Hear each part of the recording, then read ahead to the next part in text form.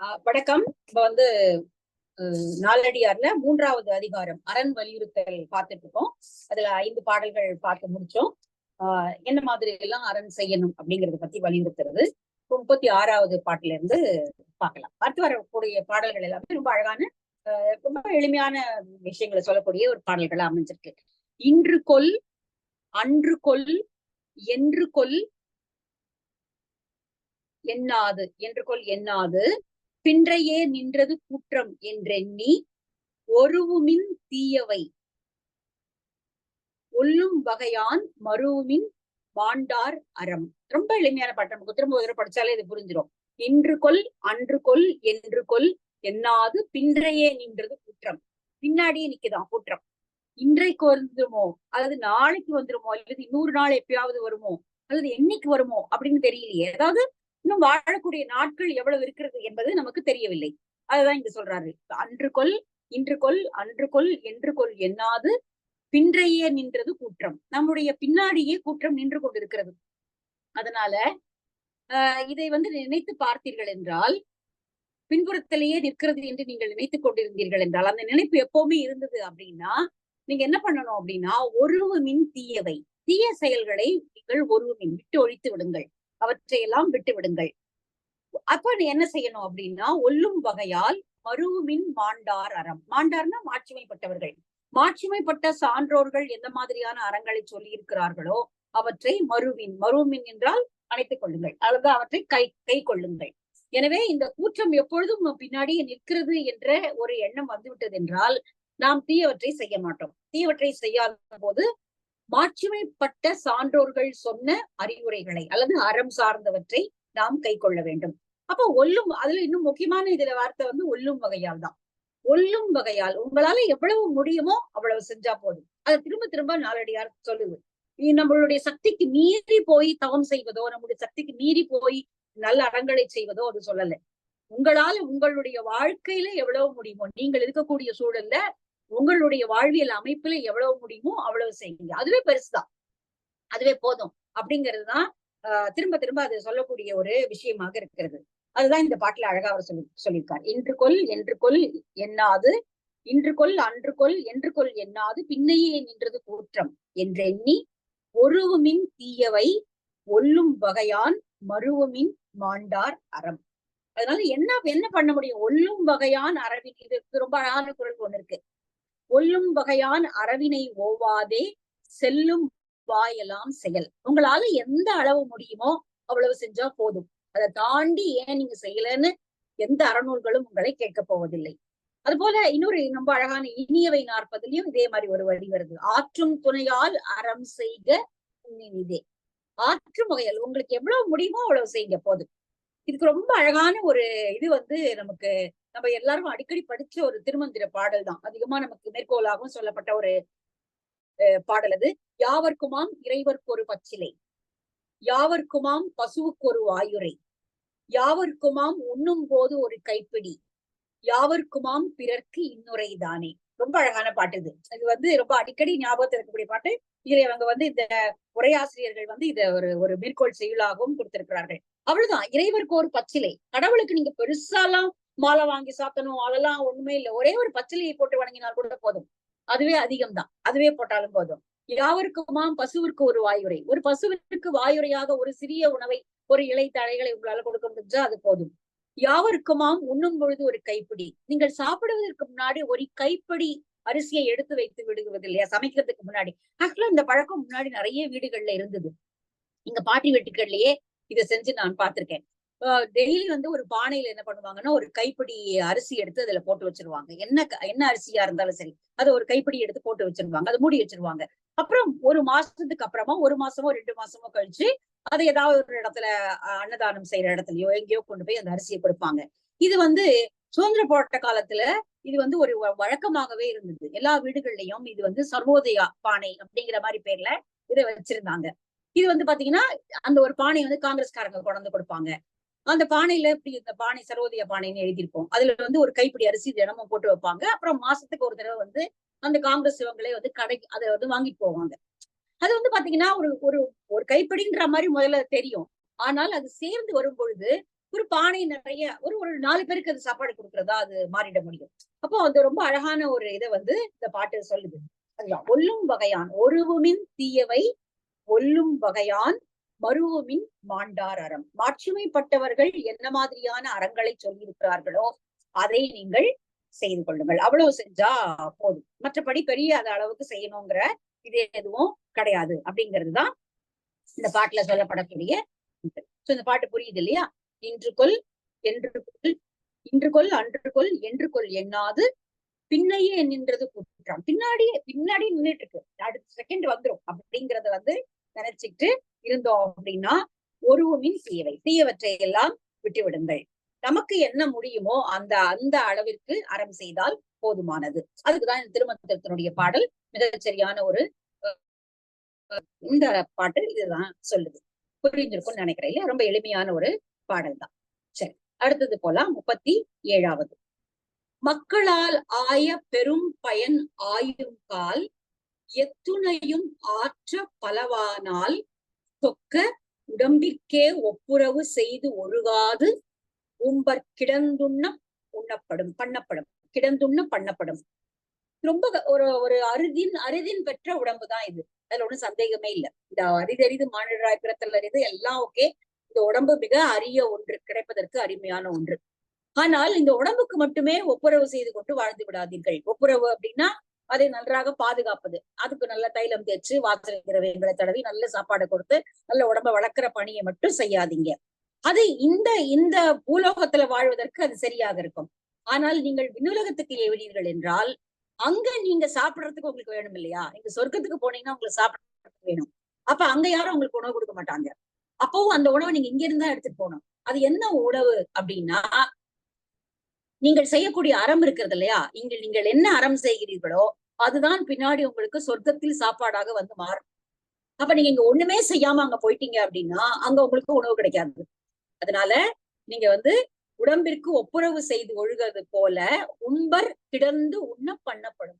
உம்பர் உலகத்துல மேல் உலகத்துல போய் நீங்கள் இருக்கும் பொழுது இந்த உலகத்துல வாழ்ந்து உயிர் போய் நீங்கள் உம்பர் உலகத்துல மேல் உலகம், உம்பர்னா மேல் உலகத்துல போய் இருக்கும் பொழுது அங்க உங்களுக்கு சாப்பாடு கிடைக்காது. நீங்கள் செய்த அறங்கள் தான் உங்களுக்கு அப்பொழுது உணவாக மாறி வரும். அப்ப நீங்க ஒண்ணுமே செய்யாம போய் அங்க போய் சாப்பாடு எதிர்பார்க்கிறது நியாயம் இல்லை. அப்ப அதுதான் முதல் 2 வரி என்ன சொல்லுது அப்படின்னா, இந்த உடம்புனால பெரும் பயனை நாம் அடைய முடியும். இந்த உடம்பு பெற்ற பலனினால பெரும் பயனை நாம் மேற்கொள்ள முடியும். அதையெல்லாம் மனதில் கொஞ்சம் கொள்ளுங்கள் அப்படிங்கிறார். மக்களால் ஆய பெரும் பயன் என்னும் கால். இந்த உடம்ப மக்கள்னா இந்த மானிட யாக்கையை எடுத்தவற்றினால் ஆகக்கூடிய பெரும் பயன் என்று யோசித்து பார்த்தால் அது மிகப்பெரிய லிஸ்ட் கொடுத்துட்டே போலாம். அதுக்கு என்னெல்லாமோ செய்ய முடியும். இந்த நல்ல உடம்பை வைத்துக் கொண்டு நாம் என்னெல்லாமோ நல்ல காரியங்களை செய்ய முடியும். மக்களால் ஆய பெரும் பயன் ஆயும் கால். பெரும் பயனை ஆராய்ந்து பார்த்தோம் என்றால் எத்துணையும் ஆற்ற பலவானால் எவ்வளவோ நல்ல விஷயங்களை நம்முடைய கண், காது, வாய், சொற்கள், செயல்கள், கைகள், கால்கள் இதை வச்சு நம்ம எவ்வளவோ செயல்களை நாம செய்ய முடியும். அதெல்லாம் வந்து பலவாறாக இருக்கிறது. அதையெல்லாம் வந்து செய்யணும். மாறாக தொக்க உடம்பிற்கே தொக்க அப்படின்னா தொகுத்து செய்யப்பட்ட உடம்பு. இது ரொம்ப அழகான இதுக்குதான் உரையாசிரியர்கள் வேணுங்கிறது. இந்த தொக்க அப்படிங்கிற வார்த்தைக்கு மட்டும் பெரிய உரை எழுதியிருக்காங்க. தொக்க அப்படின்னா பல தாதுக்களால் ஆகி சேர்த்து கட்டப்பட்ட உடம்பு இது. அது நமக்கு சயின்டிபிக்கலாவே தெரியும். ரதம் அதுக்கு அவருக்கு கொடுக்குறாரு. தொக்க உடம்பு அப்படிங்கிறதுக்கு தருமர் எழுதிய விளக்க உரையை மட்டும் பார்க்கலாம்.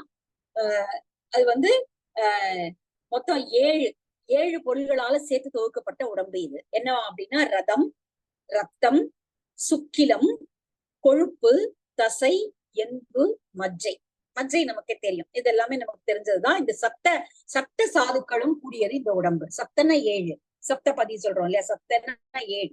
இந்த 7 விஷயங்களும் சேர்ந்து தொகுக்கப்பட்டதுதான் இந்த உடம்பு. அதனால தொக்க அப்படிங்கிறார். தொக்க உடம்பிற்கே ஒப்புரவு செய்து ஒழுகாது. இந்த உடம்ப மட்டும் பார்த்துட்டா போதும் அப்படின்னு நினைக்காதீங்க.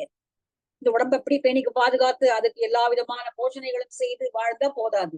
மாறாக இங்க இருக்கக்கூடியதற்கு உங்களுக்கு உணவு கிடைச்சிருது. நீங்க மேல் உலகத்துக்கு போனீங்கன்னா உங்களுக்கு உணவு கிடைக்கணும்னா நீங்கள் செய்யக்கூடிய அறம் தான் உங்களுக்கு அங்கே உணவாக வரும். அதனால உம்பர் கிடந்து உண்ண பண்ணப்படும். உம்பர் கிடந்து அங்க மேல் உலகத்துல போய் அனுபவிப்பதற்கு தேவையானவற்றை இங்கேயே செய்து கொள்ளுங்கள். நம்ம முன்னாடி ஒரு பாட்டு பார்த்தோம் நாலடியார்ல, உங்க எப்படி வழிப்பயணம் போகிறவர்கள் தோல் மூட்டையாக உணவை கட்டி கொண்டு போவார்களோ அது போல நீங்கள் மேல் உலகத்துக்கு போகக்கூடிய வழி வரும் பொழுது உங்களுடைய சோத்து முட்டையா நீங்க எதை கட்டிட்டு போவீங்கன்னா நீங்க செய்த அறங்களைத்தான் அப்படின்னு ஒரு பாட்டை முன்னாடி படிச்சோம் நாங்க. சோ இப்ப இந்த பாடலும் கிட்டத்தட்ட அதே தான் சொல்லுது. மக்களாலாய பெரும் பயன் என்னும் ஆயுங்கால் எத்துணையும் ஆற்ற பலவானால் தொக்க உடம்பிற்கே ஒப்புரவு செய்து ஒழுகாது ஒம்பர் கிடந்துண்ண பண்ணப்படும். எனவே மேல் உலகத்துக்கு போகக்கூடிய ஒப்புரவற்றையும் நீங்கள் செய்து கொள்ள வேண்டும். அதை முக்கியமாக செய்யுங்கள் அப்படின்னு சொல்றாரு. சோ அதுதான் இந்த பாடலுடைய பொருள். சரி, அடுத்த பாட்டு சரி எவ்வளவுதான் செய்யணும், எவ்வளவு செய்யணும், இவ்வளவு செஞ்சா போதுமா, அவ்வளவு செஞ்சா போதுமா, இது போதுமா, அது போதுமா அப்படின்னு பல கேள்விகள் நமக்கு எழலாம். அதுக்கு ரொம்ப அழகான இந்த பாட்டு ரொம்ப அழகா அதுக்கு பதில் சொல்லுது. இந்த அதிகாரத்துல கொஞ்சம் அதனோட வைப்பு முறை ரொம்ப அழகா இருக்கிறது நம்ம பார்க்க முடியுது. சரி, சின்னதா செஞ்சா போதுமா அல்லது பெரிய அளவுல செய்யணுமா? நம்ம ஏற்கனவே பார்த்துட்டோம், ஒல்லும் வகையான் உங்களால என்ன செய்ய முடியுமோ அது செஞ்சா போதும் அப்படின்னு. இந்த பாடலும் அது கொஞ்சம் விளக்கமாக கொடுக்கிறது போல வந்திருக்கு. உறக்கும் துணையதோர் ஆலம் வித்தி இறப்ப நிழற்பயந்தாங்கு அறப்பயனும் தான் சிறிதாயினும் தக்கார்கை பட்டக்கால் வான் சிறிதா போர்த்து விடும். நமக்கு நல்ல தெரிஞ்ச ஒரு குரல் உடனே இது படிக்கும் போது ஞாபகம் வரும். திணைத்துணையா நன்றி செய்யினும் பனைத்துணையா கொள்வர் பயன் தெரிவார். இது நம்ம அடிக்கடி படிச்ச ஒரு குரல் தான். சின்ன திணை அளவுக்கு ஒரு சின்ன கடுகு கூட கொஞ்சம் பெருசு, அந்த அளவுக்கு ஒரு முக்கியமான ஒரு செய்ய வேண்டிய நேரத்துல அந்த உதவியை செய்து விட்டால் அது பனையை விட பெரியது. ஒரு பனை அளவிற்கு உண்மையான சான்றோர் என்றால் அதை பனை அளவிற்கு எடுத்துக்கொள்வார்கள். அல்லது உண்மைதான், அந்த சின்ன அறம் என்பது மிகப்பெரிய ஒன்றாக மாறி வளர்ந்து நிற்கும். அதுதான் இந்த பாட்டு சொல்லுது. உறக்கும் துணையதோர் ஆலம் வித்தீண்டி. உறக்கும் துணையதோர்னா, உறக்குன்னா கிள்ளி எடுக்கிறது. கிள்ளி ஒரு ஆலம் விதையை நீங்க கிள்ளி எடுத்துட முடியும், ஒரு சின்ன விதை. ஆலம் பழமே ரொம்ப சின்னதுதான். ஆலம்பழத்தை பத்தின கதைகளை நம்ம கேட்டிருப்போம். ஆலமரத்து கீழே ஒருத்தன் படுத்து தூங்கும் பொழுது ஆலம் பழம் மேல விழுது. நல்லவேளை இது பெரிய பழமா இல்லாம போச்சு அப்படின்னு சொல்லி அவன் கடவுளை நன்றி சொல்லிக்கிட்டான் அப்படிங்கிற மாதிரி சின்ன குழந்தைகள் கதைகள்லாம் நம்ம கேட்டிருப்போம். அவ்வளவு பெரிய ஆலமரத்துக்கு பழம் குட்டி குட்டியா தான் இருக்கும், சிகப்பு கலர்ல குட்டியா இருக்கும், பாக்குறதுக்கே அழகா இருக்கும். அந்த பச்சை மரத்துல அந்த சிகப்பு பழம் அவ்வளவு அழகா இருக்கும் பார்ப்பதற்கு. ஆனால் அதனுடைய விதை இன்னும் சிறியது. அந்த உறக்கும் துணையதோர் ஆலம் வித்து ஈண்டி, அந்த கிள்ளி எடுப்பது போல இருக்கக்கூடிய அந்த ஆலம் விதையில் இருந்து நாம் இறப்ப நிழற்பயர்ந்தாங்க மிகப்பெரிய அளவுக்கு வளர்ந்து இவ்வாலமரம் வளர்ந்து விடுகிறது. அது போல அறப்பயனும் தான் சிறிதாயினும், அது போல அறத்தினுடைய பயனும் அப்படிதான். நீங்க செய்த அறம் மிக சிறியதாக இருக்கலாம், மிக சிறியதாக கிள்ளி எடுக்கக்கூடிய ஒரு ஆலம் விதை அளவுக்கு நீங்க அறம் செய்திருக்கலாம். ஆனால் அது வளர்ந்து பலன் தரும் பொழுது ஒரு மிகப்பெரிய ஆலமரம் அளவிற்கு உங்களுக்கு பயன் தரும். இப்படி எல்லாம் ஆசை காட்ட வேண்டியிருக்கு பாருங்க. ஒரு அறம் செய்வதற்கு இவ்வளவு ஆசை காட்ட வேண்டியிருக்கு. நீங்க பெருசாலாம் பண்ண வேண்டாம், சின்னதா பண்ணுங்க போதும், முடிஞ்சதை பண்ணுங்க, எவ்வளவு இயலுமோ அவ்வளவு பண்ணுங்க அப்படின்னு. அப்ப இதுதான் ஒரு அற நூலினுடைய அழகு. இவ்வளவு செஞ்சா போதும் அப்படிங்கிற, கிள்ளி வைக்கிற அளவுக்கு ஆலம் விதை அளவுக்கு நீங்கள் அறம் செய்தால் போதும். அறப்பயனும் தான் சிறிதாயினும், அந்த அறம் மிகச் சிறியதாக இருக்கிறது என்று நீங்க நினைச்சுக்கலாம். ஆனால் அது தக்கார் கைப்பட்டக்கால், அது மிகச் சரியான நேரத்தில் சரியான நபர்களுக்கு நீங்கள் அந்த உதவியை அந்த அறத்தை செய்திருந்தீர்கள் என்றால் அது வான் சிறிதா போர்த்து விடும். இந்த வானத்தையே சிறியதாக ஆக்குகிற அளவிற்கு அது வளர்ந்து நிற்கும். நமக்கு தெரிஞ்சதுலயே ரொம்ப பெருசு வானம் தான். ஆனா அந்த வானத்தையே சிறிதாக ஆக்குகிற அளவிற்கு அந்த அறத்தினுடைய பயன் விளைந்து நிற்கும். அதனால ரொம்ப இவ்வளவுதான் செய்ய முடியுமா அப்படின்னு நினைக்காதீங்க. எவ்வளவு சின்னதா இருந்தாலும் பரவாயில்ல, ஆனா செய்யுங்க, ஏதாவது ஒண்ணு செய்யுங்க அப்படிங்கிறாரு. அவ்வளவுதான். சோ இதுதான் இந்த பாடல். ரொம்ப அழகான பாடல். இதுக்கு நிறைய உதாரண பாடல்களை உரையாசிரியர்கள் கொடுக்குறாங்க. நம்ம முக்கியமானது அதை பார்த்தோம். திணைத்துணை நன்றி செய்யணும் பனைத்துணையா கொள்வர் பயன் தெரிவார். பயன் தெரிந்தவர்கள் சின்னது கொடுத்தா கூட அதை பெரிய அளவிற்கு செய்வாங்க அப்படின்னு. இதே மாதிரி இன்னொரு ரொம்ப அழகான பாட்டு இன்னொரு பாட்டுல இருக்கு. தெள்ளிய வாளின் சிறுபழத்து ஒருவிதை தென்னீர் கயத்துள் சிறுமீன் சினையினும் நுண்ணியதே ஆயினும். மீனனுடைய முட்டை அளவுக்கு இங்க ஆழத்தினுடைய விதையை சொன்னாரு. இங்க இன்னொரு பாட்டுல மீனனுடைய முட்டை அந்த அளவுக்கு மிகச் சிறியதாக இருந்தாலும் நுண்ணியதே ஆயினும் அண்ணல் யானை அணிதேர் புறவி ஆட்பெரும் படையோடு மன்னர்க்கு இருக்க நிழலாகுமே. மீனினுடைய முட்டை அளவிற்கு மிகச் சிறிய விதையாக இருந்தாலும் கூட அது ஆலம்பழத்தினுடைய விதை வந்து இப்படிதான் இருக்குமா, மீனினுடைய முட்டை போல இருக்குமா, சின்னதா. ஆனால் அது வளர்ந்து பெரிதாகிறது என்றால் ஒரு மன்னன் தன்னுடைய மிக பெரும் படையோடு நிழலுக்காக ஆண்டி நிற்கிற அளவிற்கு ஒரு நிழலை தருவதாக அது ஆகிவிடும். அதனால அறம் என்பது இப்படி பல்கி பெருக்கக்கூடியது. அதனால நீங்க ஆலம் விதை அளவிற்கு, ஆலம் பழம் கூட இல்லை பாருங்க, ஆலம் விதை அந்த அளவிற்கு அறம் செய்தால் போதும், அது உங்களுக்கு பின்னாளில் பயன் தரும் அப்படிங்கிறார். உறக்கும், அதான் இந்த பாடலினுடைய பொருள். உறக்கும் துணையதுவோர் ஆளும் வித்தீண்டி இறப்ப நிழல் பயந்தாங்கு அறப்பயனும் தான் சிறிது ஆயினும் தக்கார்கை பட்டக்கால் வான் சிறிதா போர்த்துவிடும். வானத்தையே சிறியது என்று சொல்லக்கூடிய அளவிற்கு நமக்கு அது பயன் தரும். நம்முடைய வாழ்க்கையிலேயே அல்லது நம்மளுடைய புனைவுகள்ல இந்த மாதிரி நிறைய விஷயங்களை நம்ம கேள்விப்பட்டிருப்போம், படிச்சிருப்போம். இன்னைக்கோ யாரோ செய்த உதவி நமக்கு பின்னால பயன் தருவதை நம்ம உணர்ந்திருப்பதை நம்ம எல்லாருடைய வாழ்க்கையிலயும் அதை பார்த்திருக்கலாம். அதனால அது வந்து ரொம்ப அழகான ஒரு பாடல், நாலடியார்ல இருக்கக்கூடியது, அரண் வலியுறுத்தல். சரி, அடுத்த பாட்டு போவோம். அடுத்த பாட்டு ஒரு ரைமிங்கான பாட்டு, ஈஸியா மனப்பாடம் ஆயிடும். வைகளும், இதுவும் அதே கிட்டத்தட்ட அதே மீனிங் தான். வைகளும் வைகள் வரக்கண்டும் அக்துணரார் வைகளும் வைகளை வைகும் என்று இன்புறுவர். வைகளும் வைகற்றம் வாழ்நாள் மேல் வைத்தல் வைகளை வைத்து உணராதார். வைகளும் வைகள் வரக்கண்டும், வைகள்னா நாள், ஒரு நாள், நாள்தோறும் வைகள் வரக்கண்டும், வைகள்னா விடியற்காலை, நாள்தோறும் விடியற்காலை வருகிறது போகிறது, ஒவ்வொரு நாளும் வருகிறது போகிறது. அப்போ அந்த நாள் என்பது நம்முடைய வாழ்நாளை குறைக்கக்கூடியது ஒன்று. நம்ம ஏற்கனவே பல பாடல்கள் பார்த்தோம் நாலடியார்ல. ஒரு ஞாயிறை நாழியாக வைத்து குற்றம் நம்முடைய நாளை அளக்கிறது, அல்லது ஒரு நாள் என்பது ஒரு நம்முடைய வாழ்நாளை அறுக்கக்கூடிய வாழ் போன்றது அப்படிங்கிற மாதிரி படிச்சு. அப்போ மக்கள் என்ன பண்றாங்க, ஒரு நாள் பொழுது விடியுது, ஒரு நாள் கழியுது, அடுத்த நாள் வருது, அப்பாடா இன்னைக்கு நாளை இப்படியோ முடிச்சிட்டோம் அப்படின்னு நினைக்கிறாங்க. ஆனால் அது அப்படி அல்ல. அப்படியெல்லாம் நீங்க நினைச்சுட்டு ஒரு நாளை கழிச்சீங்கன்னா அது வீணாக உங்களுடைய வாழ்நாளை கழிப்பது போன்றது. அதனால அதை பயனுடையதாக மாற்றிக்கொள்ளுங்கள் அப்படின்னு சொல்றாரு. வைகளும் 38வது பாட்டுதான், 39. ஓகே. வைகளும் வைகள் வரக்கண்டும் அக்துணரார், அதாவது நமக்கு புரியுது இல்லையா, வைகளும் தினந்தோறும், வைகள்னா இங்க விடியற்காலை வருவதும் அஸ்தமிப்பதுமாக காலம் கழிவதை கண்டிருந்தோம். இப்படி ஒரு நாளும் நம்மள கையை விட்டு மீறி கையில இருந்து நழுவி போற மணல் மாதிரி போயிட்டே இருக்கு. ஆனால் மக்கள் அதை உணர்வதில்லை. அதை உணரார். வைகளும் வைகளை வைகும் என்று இன்புறுவர். தினந்தோறும் வரும், இப்ப இன்னைக்கு வரா மாதிரி நாளைக்கும் வரும், நாளன்னைக்கும் வரும், அப்புறமும் வரும் அப்படின்னு நினைச்சு இன்புற்று கொண்டே இருக்கிறார்கள். சொல்ல முடியாது நாளை என்பது உண்டா அப்படின்னு நமக்கு தெரியாது. நாளை என்ற ஒன்று உண்டா அப்படின்னு இப்ப நிறைய வீடுகளை பாத்தீங்கன்னா, இப்ப எங்க மாமியார் வந்து நாளைக்குன்னு சொல்லவே மாட்டாங்க.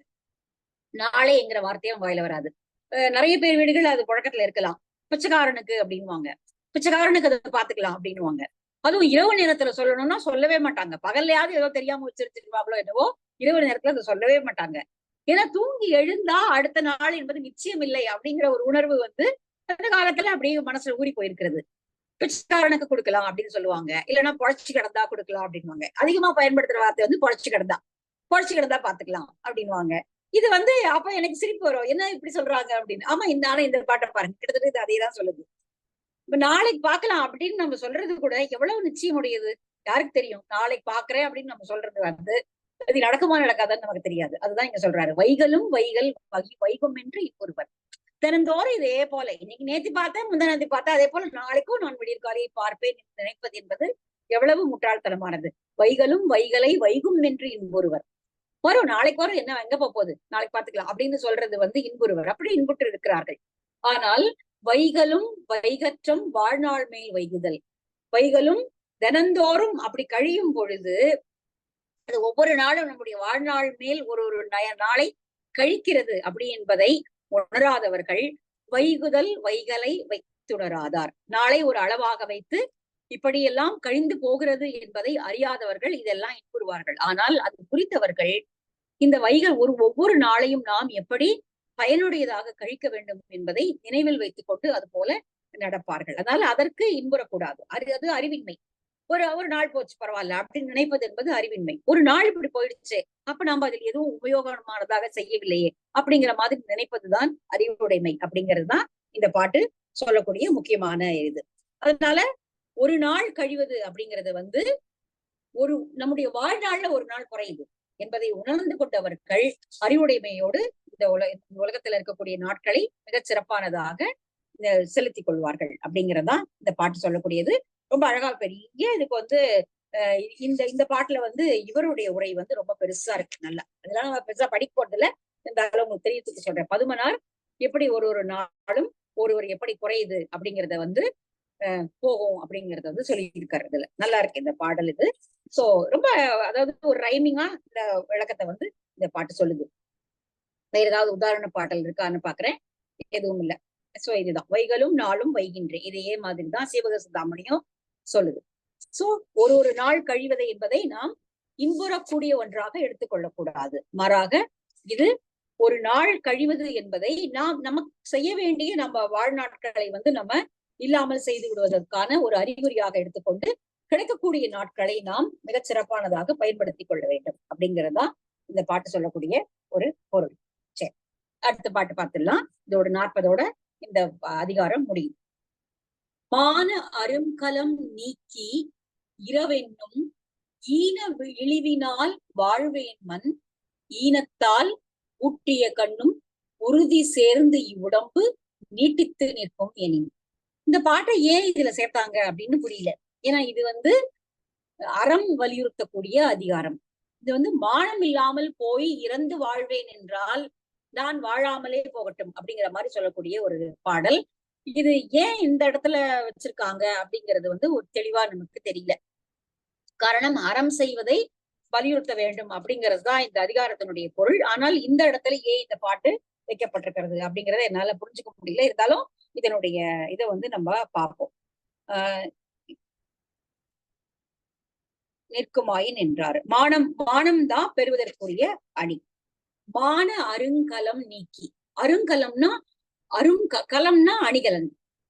நமக்கு இருக்கக்கூடிய அல்லது இருக்கும் மிகப்பெரிய அணிகலன். அதாவது நகைகள் எல்லாம் கிடையாது, தங்க நகைகளோ வெள்ளி நகைகளோ அதெல்லாம் கிடையாது, வைர வைடூரியங்களோ அருங்கலம் கிடையாது. மானம் அப்படிங்கிறது தான் அருங்கலம்.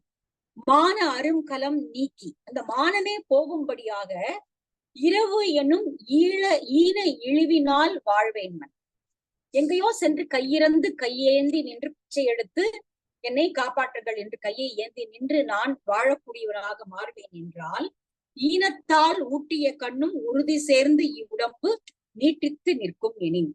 அப்படி உறுதி சேர்ந்து இந்த உடம்பானது இந்த மாதிரி இப்படி ஒரு இழிவான காரியங்களை கையேந்தி இறந்து வாழக்கூடிய ஒரு வாழ்க்கையை நான் அடைவேன் என்றால் இந்த என்னுடைய உடம்பிலிருந்து மானம் என்கிற அருங்கலன் நீங்கியது அப்படிங்கறதுதான் பொருள் அப்படிங்கிறாரு. இறந்தூட்டி இந்த உடம்பு நிலை பெறுமானால் மானத்தை நீக்கியாயினும் அப்படி உயிர் வாழ்ந்தேன் என்றால் என்னுடைய மானமாகிய அருங்கலன் போய்விட்டது என்று அர்த்தம். அப்போ நீங்க இந்த உடம்புல இருந்து நீங்கவே கூடாத ஒரு மானம் என்பதை நான் இழந்து விட்டுதான் அப்படி வாழ முடியும். அப்படி ஒரு வாழ்க்கை எனக்கு தேவையா அப்படின்னு கேட்பது போல இந்த பாடல் அமைஞ்சிருக்கு. ஆனால் இந்த எதுக்கு வந்து அரண் வலியுறுத்தல சேர்த்திருக்காங்க அப்படின்னா, யாவரும் அறிதற் போட்டு மானம் என்னும் அதிகாரத்திற்கு பொருந்திய பாட்டு அரண் வலியுறுத்தலில் சேர்க்கப்பட்டது அப்படின்னு இவர் சொல்றாரு. அதாவது ஒருத்த மானம் போகுது, அப்படி இறந்து வாழறதை விட மானம் போயிடும் அப்படின்னா வாழாமையே இருக்கிறது தான் நல்லது அப்படின்னு நினைச்சுப்பான். ஆனால் ஒரு அரண் உடையவர்கள் இருந்தால், இந்த உலகத்துல அரண் உடையவர்கள் இருந்தால் அவர்களால் பிறருடைய வாழ்வு என்பது வளப்படும். அப்போ கையேந்தி, அதாவது கையேந்தி நிற்கிறது அப்படிங்கிறது வந்து ரொம்ப ரொம்ப இழிவான ஒரு செயல். அது யாருக்குமே செய்யறதுக்கு டக்குன்னு மனசு வராது.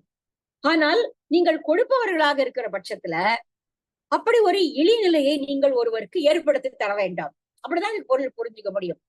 நீங்க ஒருத்த வந்து வருத்தப்படுறான்னு தெரியுது, அவனுக்கு பணம் தேவை இருக்குன்னு தெரியுது, அவனுக்கு ஒரு கஷ்டம் இருக்குன்னு தெரியுது. அப்ப நீங்களே முன்னாடி சென்று நின்றதை கொடுத்து விட்டீர்கள் என்றால் அவனுக்கு இந்த ஒரு இழிநிலை, ஒரு மானம் இழத்தல் என்பது ஏற்படாது. ஆனால் அப்படி செய்யாதவர்கள் இருக்கிற ஊர்ல இந்த மாதிரி இரவு என்பதை கையேந்தி நின்று வாழக்கூடியதாகத்தான் ஆகிவிடும். அதனால தானே அவர்களுக்கு கிடைப்பதாக இருந்தால் அவர்கள் இப்படி ஒரு இழிநிலையை அடைய வேண்டிய அவசியம் இல்லை. அதனால இது அரண் வலியுறுத்தல்ல சேர்க்கப்பட்டது அப்படின்னு அவர் வந்து உரையாசிரியர் எழுதுகிறார். இப்ப இந்த உரையாசிரியருடைய உரை இல்லைன்னா இந்த பாட்டு ஏன் இங்க சேர்க்கப்பட்டது அப்படிங்கிறது நமக்கு புரியாது. அப்போ நம்ம வந்து மணிமேகலை நினைச்சு பார்க்கலாம். மணிமேகலையில அவனுக்கு வந்து அந்த ஆபுத்திரனுக்கு மணிமேகலை அந்த அமுத சுரபி அவன் கையில இருக்கு. அவனை வச்சுதான் அவன் அறம் செய்யறான். அப்போ திடீர்னு இந்திரனுக்கு கோபம் வந்துருது. இவன் இதே மாதிரி செஞ்சுக்கிட்டே போனான் அப்படின்னா மக்கள் யாருமே வந்து யாரும் கையேந்தி இறக்க மாட்டாங்க. ஏன்னா அவன் கொடுத்துட்டே இருக்கான் எல்லாருக்குமே. அவன் கேட்கறதுக்கு முன்னாடி அவன் கொடுத்துட்டே இருக்கான். அதனால வந்து பெரிய மழை பொழிஞ்சு அந்த ஊர்ல இறப்பவர்கள் யாருமே இல்லாமல் செய்து விடுகிறான். இந்திரனுக்கு கோவம் வந்து இந்திரனுக்கு பயம், இந்திர பதவி போயிடுமோ அப்படின்னு. அதனால அந்த ஊர்ல நல்லா மழை பெஞ்சு வளமாகிடுது. இறப்பவர்கள் யாருமே இல்லை, கையேந்தி நிற்கிறவர்கள் யாருமே இல்லை. அப்ப ஆபுத்திரனுடைய பாத்திரத்துக்கு இனிமே வேலை இல்லை. அதனால மனம் உடைந்து போன ஆபுத்திரன் அதை கொண்டு போய் கோமுகி பொய்கையில போட்டுட்டு தக்கார் கையில் சேரட்டும் என்று சொல்லி அவன் இறந்து போகிறான். அதுக்கப்புறம் தான் பின்னாடி மணிமேகலையினுடைய கையில அந்த பாத்திரம் கிடைக்கிறது. அப்ப அது என்னன்னா அப்படி கேட்கிறவங்க யாருமே இல்ல அப்படின்னா அது கொடுக்கறவங்களுக்கும் ஒன்னும் அறத்துக்கு பொருள் கிடையாது இல்லையா? அதனால இப்படி ஒரு இழிவு நிலையை ஒருவர் அடைந்து விடாமல் இருக்க வேண்டும் என்றால் அறம் செய்பவர்கள் இருக்க வேண்டும். அறம் செய்பவர்கள் இருந்து கொடுப்பவர்கள் இருந்து விட்டால் அவர்களுக்கு இது போல இழக்க முடியாத மானமாகிய அருங்கலத்தை நீக்கி இப்படி வாழ்கிறேனே என்ற ஒரு இழிவான நிலை, ஒரு மனநிலையை மற்றவர்கள் கொடுக்காம இருக்கலாம் அப்படிங்கறதுதான் இந்த பாட்டினுடைய பொருள். அதனாலதான் இந்த பாடல் இந்த அதிகாரத்துல சேர்க்கப்பட்டிருக்கிறது. ஏனென்றால் வந்து நிறைய நம்ம வந்து நிறைய குறள் இதற்கு உதாரணமா சொல்லலாம். மயிர் நீப்பின் வாழா கவரிமானார் உயிர் நீப்பர் மானம் வரி. அப்படிதான் வாழணும், அப்படிதான் ஒரு வாழ்க்கையை வாழ வேண்டியதுதான். எல்லாரும் ஆசைப்படுற ஒரு வாழ்க்கை அதுதான். எல்லாருக்கும் போய் கையெழுந்து நிற்கணுங்கிற ஆசையெல்லாம் வர்றது கிடையாது. வேற வழியே இல்லாம தான் போறாங்க. ஆனால் அப்படி ஒரு நிலைமை வராமல் காக்கக்கூடிய கடமை அறம் செய்பவர்களுக்கு இருக்கிறது அப்படிங்கிறது தான் வந்து இந்த பாடலினுடைய பொருள் அப்படிங்கிறாரு. இது ரொம்ப அழகா இதை வந்து கொண்டு வந்து கூட்டி இந்த இடத்துல வந்து கொடுத்திருக்காரு. சோ நீங்க வந்து அறம் செய்யணும் அப்படின்னா அறம் செய்வதன் மூலமாக இப்படி ஒரு பயணம் இருக்கிறது. பிறர் மானம் போயிற்றே என்று வருத்தப்படாத ஒரு பயனையும் நீங்கள் அவர்களுக்கு அளித்தவர்கள் ஆவீர்கள். சோ அதுதான் இந்த பாடல். அரண் வலியுறுத்தல் இந்த 10 பாடல்கள் இந்த அதிகாரத்துல இப்படி ஒவ்வொரு பாடலும் ஒவ்வொரு விதவிதமான ஒரு விஷயங்களை சொல்லியிருக்கு அப்படிங்கிறத நம்ம பாக்குறோம். சரி, இதோட இந்த அரண் வலியுறுத்தல் அதிகாரம் நிறைவு பெறுது.